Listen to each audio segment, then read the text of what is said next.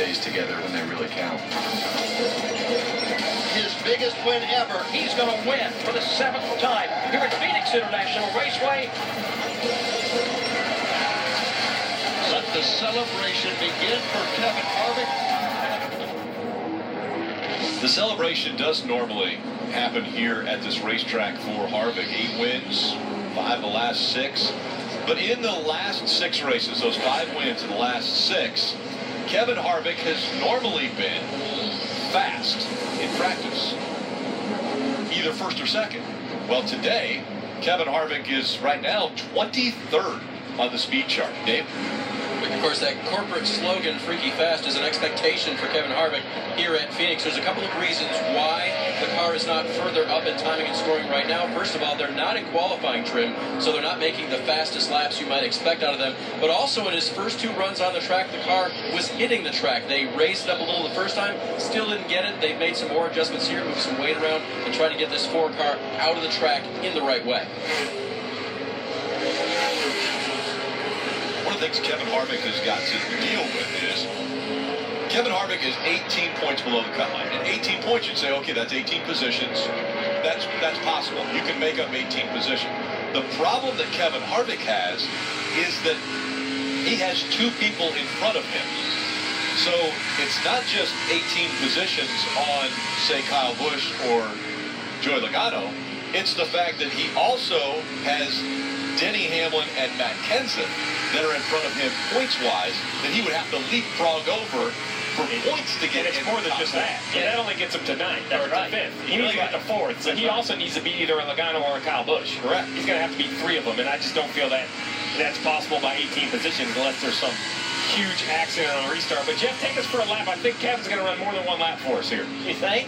Well, I don't know. As soon as we start talking, he probably won't. But, you know, this is where we always get where they decide to pit. But this back straightaway, we talked about it as that corner right there is a real corner. You don't have to lift. But now you're in this long turns 3 and 4. Listen to how long he's out of the throttle. Kevin is one of those drivers that he just hugs that yellow line. Some drivers use a little more racetrack. Kevin's going to hug the yellow line. Watch how quick this corner happens. You're already accelerating. This wall right here is easy getting to that wall. So yeah, now he's going to quit. But you know what I noticed? The biggest thing about this racetrack, and Steve mentioned it a minute ago, it's all about compromises. You can't have a perfect car here. It's impossible because if you're perfect through 1 and 2, you're not going to be as good as you need to be in 3 and 4, and you really have to focus. So you have to be good everywhere, but you got to be really good in at least one and 2 or in 3 and 4. The thing I noticed about Kevin was he seemed to roll his entry into turn 3. He was chasing after the 55 of DJ Kennington, but DJ Kennington not nearly as quick through the beginning of into 3 and then through the middle and made up tons of ground there. The 22 of Joey Logano has made his way back out onto the racetrack. Currently, Joey Logano in the top 10. He's 10th as far as speed. But Joey Logano and numerous others in the NASCAR industry really did something incredible this past weekend. A young man by the name of Jake Leatherman passed away from cancer at the age of 5. And Crystal, Jake's mother, sent out a message to NASCAR fans and said, you know what, the one thing that Jake really enjoyed was watching NASCAR, and he was so impressed with all of the members that went over the wall and everyone that wore fire suits. She sent the message out there that it would be great if one person from NASCAR, if someone from NASCAR could come to the funeral to help them send Jake off in a way that he would definitely love. Well,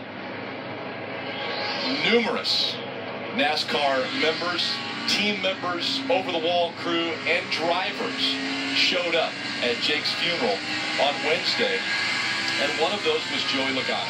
And Joey Logano actually brought a small fire suit that was buried with Jake. And Crystal, his family, was so appreciative of the outreach that NASCAR paid to her son.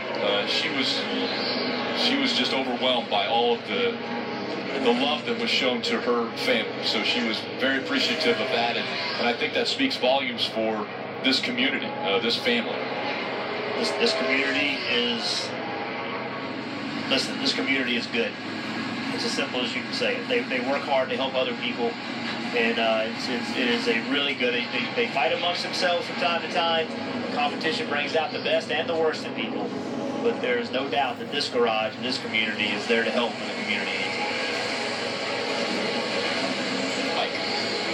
And Rick, certainly a character-revealing moment for not just Joey Logano, but the entire industry. I think all of us can say we're pretty proud to be part of the sport after seeing that, for sure. And, Joey Logano and Penske Motorsports, their charity doesn't stop there.